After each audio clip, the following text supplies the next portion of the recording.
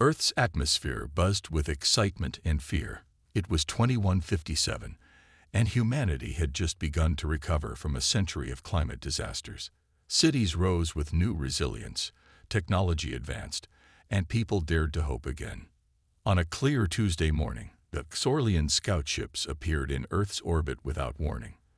They were sleek, silver vessels that reflected sunlight like massive mirrors.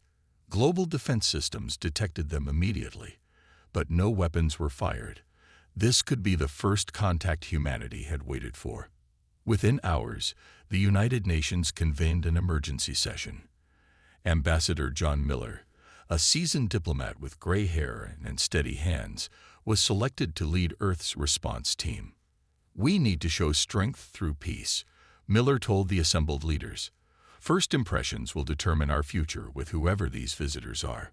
When the aliens established communication, they identified themselves as Xorlians, representatives of something called the Galactic Council. Their language was processed through advanced translation algorithms, and their message seemed friendly. "We come in peace to welcome you to the greater galactic community," said the Xorlian commander, a tall being with blue-tinted skin and large oval eyes. "We wish to establish diplomatic relations." For 3 days, Miller and his team conducted preliminary talks from a specially prepared facility in Geneva.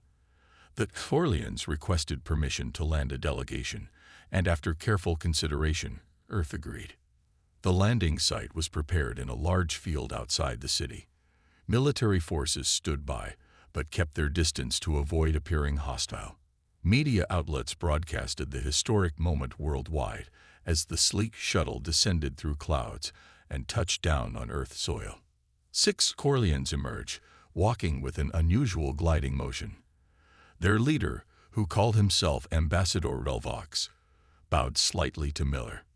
"We bring greetings from 37 civilized worlds," Relvox said, his voice melodic through the translators. "Your world has been observed for some time, and we believe you are ready to join us."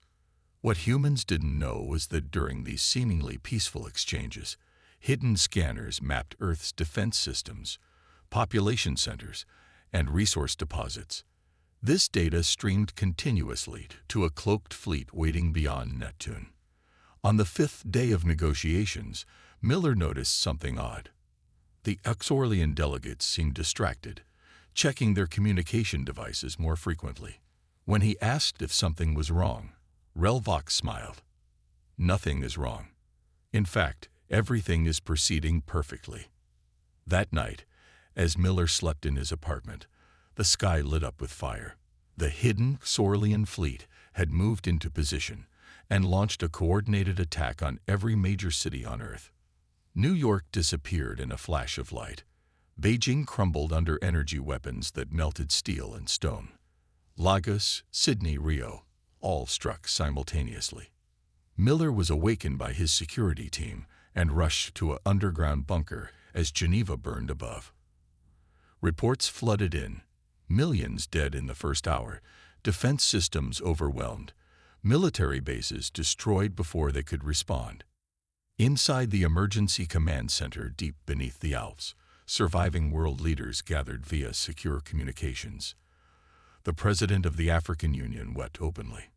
The Chinese premier stared blankly at the screens showing the destruction of Shanghai. "Why?" asked the Canadian Prime Minister, her voice breaking. "We offered them peace." Miller stood before the screens, watching recordings of the Xorlian ambassador he'd shaken hands with just hours before. "They never wanted peace," he said quietly. "They wanted our world, and they knew we'd lower our defenses if they appeared friendly." As dawn broke over a changed Earth, the Xorlian main fleet entered low orbit. Their message was broadcast on all frequencies. "People of Earth, your planet is now under the protection and authority of the Galactic Council. Resistance will result in further cleansing actions. Compliance will be rewarded with survival. Your integration begins now." The first day of Earth's darkest chapter had begun. The first week after the attack was chaos. Earth's military forces tried to fight back, but couldn't match Xorlian technology. Tanks and jets were destroyed before getting within firing range. Nuclear weapons launched at the alien ships were somehow disabled mid-flight. By the second week, most organized resistance had been crushed. The Exorlians established control centers in what remained of major cities. They brought down massive structures from orbit, floating fortresses that hovered above the ruins. Governor Zaxvor arrived 30 days after the initial attack. He was taller than the other Exorlians, with darker blue skin and eyes that seemed to shift color depending on his mood. He addressed the survivors through forcibly implanted communication devices. "Your world now belongs to the Galactic Council," he announced. "Earth has resources we need. You have two choices: work for us or perish." Camps were set up where humans were sorted by skills. Engineers, doctors, and scientists received better treatment. They had value. Others were sent to mines and processing plants where they worked until exhaustion claimed them. 6 months after the invasion, the Galactic Council officially sanctioned Earth's integration. Representatives from 12 alien civilizations arrived to inspect the planet. Most seemed indifferent to human suffering, treating the visit like a business trip. "The Exorlians have classified humans as Class 9 primitives," explained a tall, thin alien to his colleagues as they walked through a labor camp. "Under Council law, they can be used as necessary for resource extraction." Not all humans accepted defeat. In the mountains of what was once Colorado, former Navy SEAL Adam Carter established a hidden base. Carter had been on a training exercise deep underwater when the attack happened. He emerged to find a conquered world. "They think we're beaten," Carter told the group of survivors he'd gathered. "That gives us an advantage." Among these survivors was Dr. Lauren Wright, a neurobiologist who had been working at a remote research station. She brought valuable knowledge with her. "The Exorlians have an unusual nervous system," she explained, showing scans she'd secretly taken of a dead alien. "Their neural pathways are different from ours. I think I can exploit this." While the resistance grew, Earth was being stripped of its resources.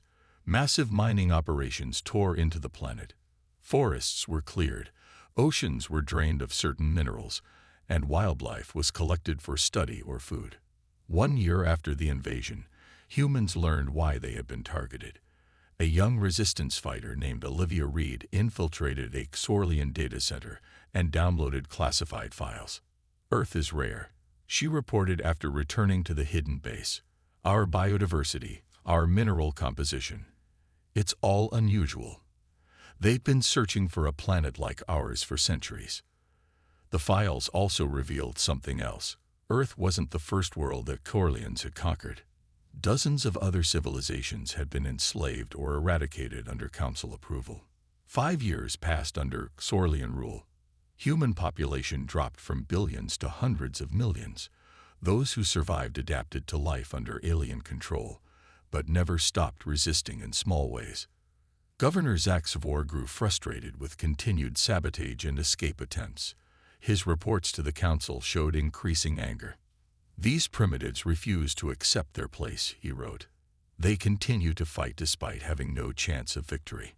I request permission to implement harsher control measures." The council approved his request without debate. Public executions began in all major settlement areas. Anyone suspected of resistance activities was killed without trial. The brutality only strengthened human resolve. Carter's resistance, now operating in cells across multiple continents, grew more organized. They communicated using old radio technology the aliens considered too primitive to monitor. And in her hidden lab, Dr. Wright was making progress. She had developed a prototype device that could disrupt Exorlian neural functions. The resistance was preparing to strike back. 5 years under alien rule had changed Earth completely. Cities were now massive mining operations. The sky had a constant yellowish tint from the pollutants released by Exorlian processing plants. Humans worked in shifts, day and night, extracting the precious minerals their conquerors demanded. But in hidden places, abandoned subway tunnels, remote mountain caves, and underwater facilities, the resistance grew stronger. What had begun as scattered groups fighting for survival had evolved into a coordinated network spanning every continent. Adam Carter, now sporting a beard streaked with gray, studied a crude map spread across a table in the Resistance's main base in the Rocky Mountains. "We have confirmed cells in 16 countries now," he told his lieutenants. "Our people are everywhere, watching and waiting." Across the room, Dr. Lauren Wright worked tirelessly on her breakthrough. For years, she had been studying Xorlian biology, particularly their nervous system. The aliens had triple helix DNA and neural pathways that operated on different frequencies than human brains. "I think I've got it," she said one night, her eyes red from lack of sleep. She held up a small device that emitted a faint blue glow. "This should disrupt their neural patterns without harming humans, like a targeted EMP for their brains." The first test came when a small team attacked a Xorlian patrol near what was once Denver. When the device was activated, the aliens froze in place, their limbs locked in strange positions. The humans captured their weapons and disappeared before reinforcements arrived. News of the success spread through resistance channels. Hope, almost forgotten, began to flicker again in human hearts. Then came unexpected help from beyond Earth. A trading ship from a species called the Eldurians made contact with a resistance outpost. Their representative, a tall, thin being named Klar, brought crucial information. "Not all species in the galaxy approve of what has been done to your world," Klar told Carter in a secret meeting. The Xorlians claimed Earth was uninhabited when they requested mining rights. Many only learned the truth after the conquest was complete. Klar provided star charts, communication frequencies, and most importantly, information about Xorlian weaknesses. The Eldurians couldn't openly oppose the Council, but they could secretly support Earth's resistance. With this new information and Dr. Wright's neural disruptors, Carter planned their first major strike. The target, a massive mineral processing facility in what was once Nevada, where thousands of humans worked under harsh conditions. The attack began at dawn. 50 resistance fighters, equipped with neural disruptors and captured alien weapons, struck from multiple directions. The Xorlian guards froze in place when the disruptors activated. Within an hour, the facility was under human control. "You're free," Carter told the stunned workers. "Join us or find somewhere safe to hide." The fight has just begun. 3,000 former slaves joined the resistance that day. Equipment from the facility was salvaged, including communication technology that allowed them to intercept Xorlian transmissions. Governor Zaxvor was furious. His response was swift and brutal. Public executions were held in every human settlement. Entire living sectors were deprived of food and water as punishment. "These primitives must learn their place," he announced. "For every act of defiance, 1,000 will suffer." But the resistance had tasted victory. More attacks followed, smaller, faster strikes against Xorlian supply lines, communication relays, and patrol vessels. Each success brought more humans to their cause. Dr. Wright continued to improve her devices, creating smaller versions that could be hidden in clothing. Resistance members infiltrated labor camps, freeing more people and gathering intelligence. 6 months after the Nevada attack, the resistance had grown to over 20,000 active fighters and 3 times as many supporters. They controlled territory in remote areas of 5 continents, operating from hidden bases. Carter looked at the growing army with pride and worry. "We're hurting them," he told Dr. Wright. "But we need something more to truly drive them off our planet." That something would come from an unexpected source, hidden knowledge that would change everything they thought they knew about humanity's place in the galaxy. Peter Hayes had been a history professor before the invasion. Now he worked as a translator in a Xorlian data center, one of the few humans trusted to access alien information systems. The Xorlians considered history useless, so they paid little attention to what Hayes read in their archives. The discovery happened by accident. Hayes was searching for information about other conquered worlds when he found references to something called the progenitors. The file was heavily encrypted, but his position gave him limited access. What he found stunned him. According to ancient Galactic Council records, a warrior race had once dominated large portions of the galaxy. They were described as exceptionally aggressive, dangerously innovative, and resistant to control. Images in the file showed beings that looked remarkably human. Hayes worked carefully, downloading bits of information over weeks, disguising his searches among routine queries. The picture became clearer. These progenitors had fought a massive war against the early Galactic Council races 50,000 years ago. The war ended with the progenitors apparently destroyed, their worlds bombarded into sterility. Except one world, hidden behind a radiation cloud, was overlooked. The survivors there lost their technology and knowledge of their past. That world, Hayes realized with growing shock, was Earth. He smuggled this information to a resistance contact during a rare trip outside the facility. 3 days later, he sat across from Adam Carter in a hidden bunker, explaining what he'd found. "You're saying humans are descendants of some powerful alien race?" Carter asked, skepticism clear in his voice. Hayes nodded. The progenitors. According to the records, they were feared throughout the galaxy. When the Xorlians found Earth, they must have recognized our genetic signature, but classified the information. Dr. Wright studied the copied files. This explains why the Council approved our conquest so quickly. They're afraid of what we might become if we develop space travel on our own. The implications were enormous. Humans weren't just another primitive species. They were the children of a civilization that had once challenged the Galactic Council itself. "There's more," Hayes said. "The records suggest humans have genetic potential that exceeds all known species. Our ability to adapt, our aggression when threatened, even our physical endurance. These are traits the Council races fear." Carter paced the room. "We need to spread this information to all resistance cells. It changes everything, not just how we fight, but why we fight." Their plan was bold. They would infiltrate the main Xorlian communications hub and broadcast the truth to every human settlement on Earth.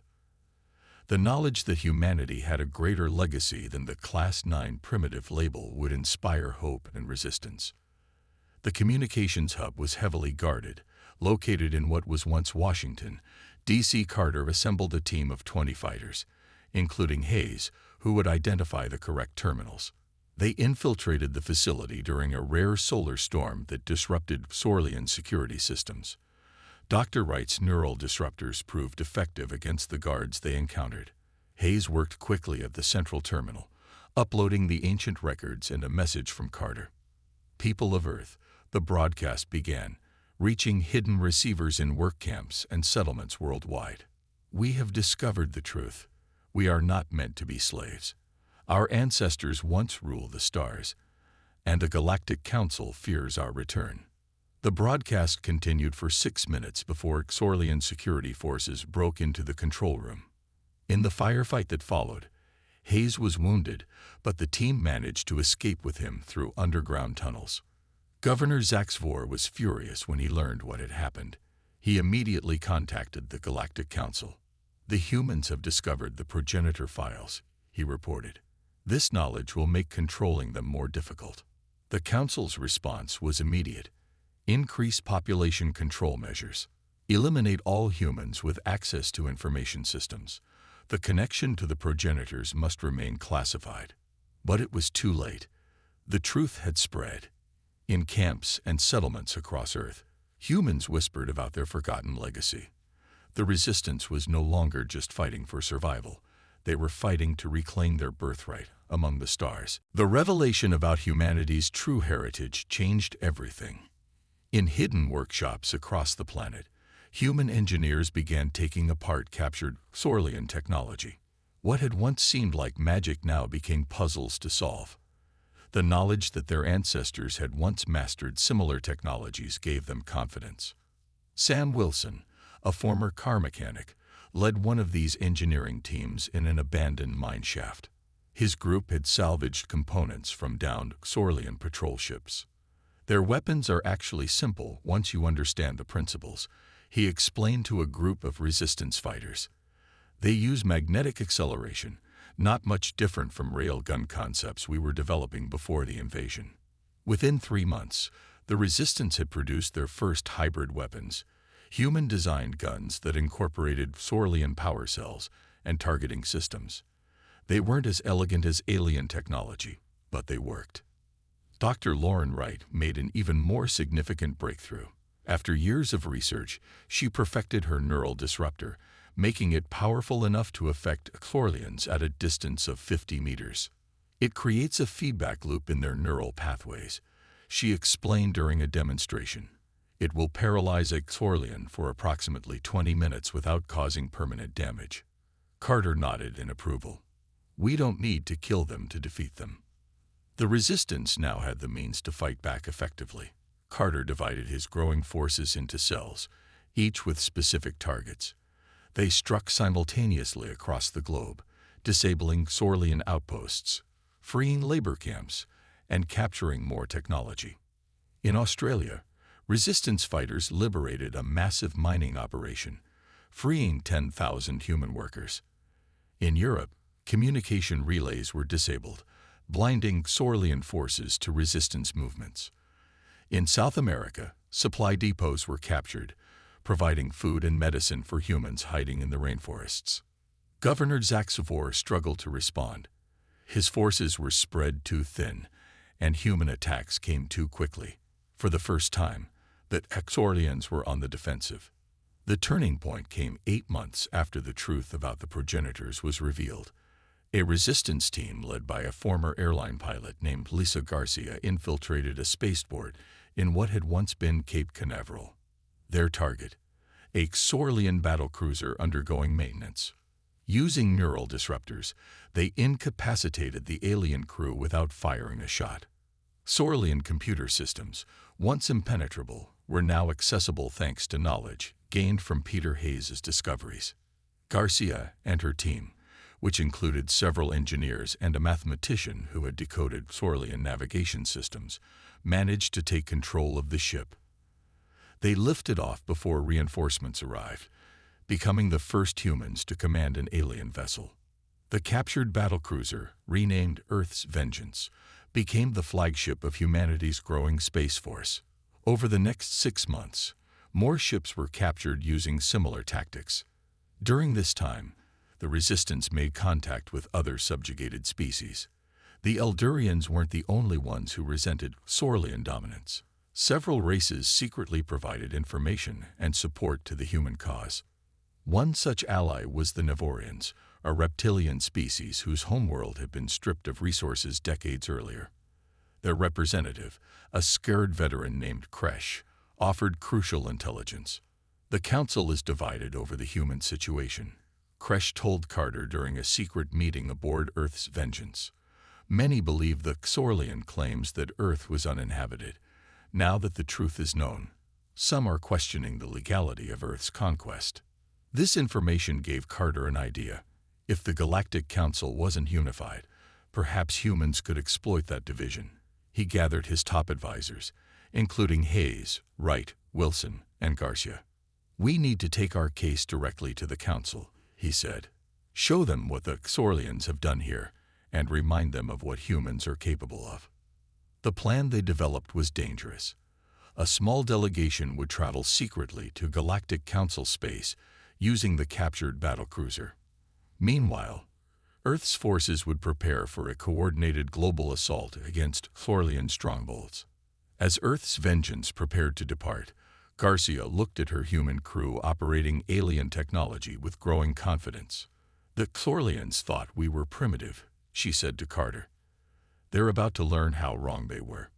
The ship disappeared into hyperspace, carrying humanity's hopes for freedom and recognition. Behind them, Earth prepared for the final battle against its oppressors. The Galactic Council convened in a massive chamber on a space station orbiting a neutral world. Representatives from 37 species sat in tiered seats around a central platform. The Sorlian delegate, a high-ranking official named Vex Moore, was presenting a progress report on Earth's resource extraction. Despite ongoing primitive resistance, we have extracted 60% of the required minerals, Vex Moore stated. We project complete resource harvesting within 5 standard cycles. The council members nodded in approval. Earth was just another world to them, its fate of little concern.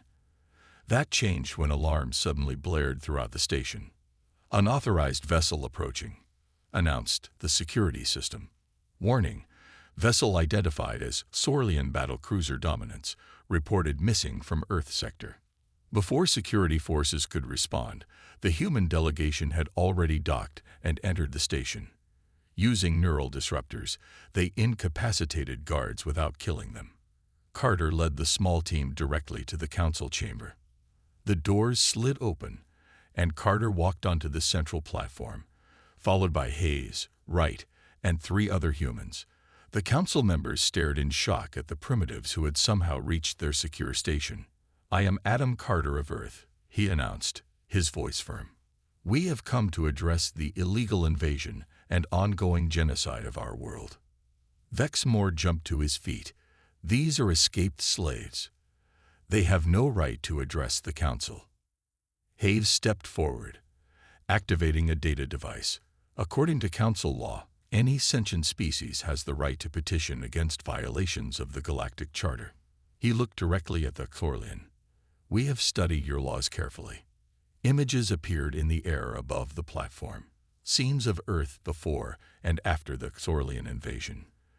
The beautiful blue planet transformed into a scared, polluted mining colony. Videos showed human civilians being executed, labor camps where people worked until they collapsed, and children separated from parents. "The Sorlians claimed our world was uninhabited," Hayes continued. "They lied to this council to gain approval for an illegal invasion." Several council members shifted uncomfortably. The Eldurian representative stood. "The Earth delegation speaks truth," the Eldurian said. "My people have verified these claims. The Exorlians intentionally concealed the presence of an advanced civilization." Vexmore hissed in anger. "These primitives are classified as Class 9. They have no rights under council law." Dr. Wright stepped forward next. "We have also discovered why the Sorlians were so eager to conquer and classify us." She activated another display, showing the ancient records about the progenitors. "Humans are descendants of the progenitor race. The Exorlians recognized our genetic signature and deliberately concealed this information." A murmur ran through the chamber. The progenitors were still feared, even after 50,000 years. The thought that their descendants had survived was deeply unsettling to many council races. The head of the council, an ancient being from a species known as the Voth, raised a hand for silence. "These are serious allegations," the Voth said. "However, the conquest of Earth was approved by this council. The damage is done." Carter nodded. "We understand, but we're not just here to complain. We're here to negotiate terms for Sorlian withdrawal from our planet." The chamber erupted in laughter. Vexmore sneered at the humans. "Negotiate? You are primitive slaves. What leverage could you possibly have?" Carter smiled for the first time. "We thought you might ask that." He activated a communication device. "Show them." The central display changed to show Earth orbit. Where there had been Sorlian control ships, now floated a fleet of vessels, some Sorlian in design, others clearly modified with human additions. 50 ships, all under human control.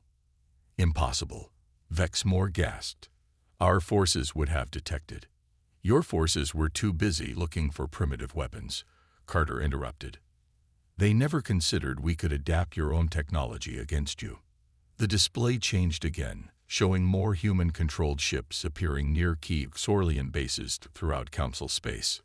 "While you've been stripping our world," Carter continued, "we've been building our strength. We don't want war, but we will fight for our freedom if necessary." The council chamber fell silent as the implications became clear. Humanity had not only survived the Sorlian occupation, they had emerged from it as a potentially formidable power. The Voth looked at the human delegation with new respect. "Perhaps," the ancient being said slowly, "we should discuss those terms now." The negotiations lasted 3 days. The Galactic Council was shocked by humanity's rapid adaptation to space technology, but more surprised by their restraint. Carter and his delegation insisted on peaceful terms despite their new military advantage. "We could have attacked your worlds without warning," Carter told the council on the final day. "That's what the Xorlians did to us. Instead, we chose to come here and talk." The Xorlian delegation, now led by a senior official who replaced the disgraced Vex Mor, fought against any concessions, but the evidence of their deception was too clear to ignore. On Earth, the planned offensive began exactly as scheduled. Human forces using adapted Xorlian technology struck simultaneously at every major alien stronghold. Governor Zaxvor found himself trapped in his command center as neural disruptors disabled his guards and defense systems. When Lisa Garcia entered his chamber, the governor expected execution. Instead, she presented terms of surrender. "Unlike you," she said, "we don't kill prisoners." Across the planet, the pattern repeated. Xorlian forces, cut off from their fleet and facing weapons they never expected humans to master, surrendered with minimal bloodshed. In orbit, the true extent of Operation Prometheus was revealed. Thousands of small stealth vessels, built in hidden facilities over the past year, emerged from concealment. They had been positioned throughout Council space, near critical Xorlian military installations. These ships didn't fire their weapons. They didn't need to. Their mere presence and the realization of how completely the Xorlians had underestimated humanity was enough. The Xorlian defense grid, their ultimate protection, failed catastrophically when human hackers implemented backdoors they had secretly installed months earlier. Their military communications went silent. Their automated defense systems shut down. On the Galactic Council station, reports flooded in of Xorlian facilities going dark across hundreds of systems. Yet no destruction was reported, just precision disabling of military capabilities. The Voth leader addressed the council. "It appears the humans could have destroyed the Xorlian Empire entirely. Instead, they have shown remarkable restraint." The Xorlian representative had no choice but to agree to withdrawal from Earth. Additional terms included reparations for damage done and recognition of Earth as a sovereign world with full council rights. When news of the agreement reached Earth, celebrations erupted in freed human settlements. After 7 years of occupation, Earth was finally liberated. Carter returned home to a changed planet. The scars of Xorlian mining would take generations to heal. The population had been reduced dramatically, but humanity had survived, and in some ways, grown stronger. 6 months later, representatives from 17 worlds met on Earth to sign the new Galactic Compact. Unlike the Council, which had allowed stronger races to dominate weaker ones, the Compact established principles of equality and mutual defense. The final ceremony took place in a rebuilt United Nations building. Former Governor Zaxvor, now representing the new Xorlian government, signed the document alongside human leaders and representatives from other formerly subjugated species. Peter Hayes, now Earth's chief historian, recorded the moment for future generations. Today marks not just Earth's return to freedom, but the beginning of a new relationship with the galaxy. Dr. Wright's neural technology was adapted for medical purposes, helping heal injuries that would have been untreatable before the invasion. Sam Wilson led efforts to integrate salvaged alien technology with Earth's infrastructure, rebuilding cities with advanced materials. 1 year after liberation, Ambassador John Miller, who had survived the initial invasion in an underground bunker, addressed the Galactic Council.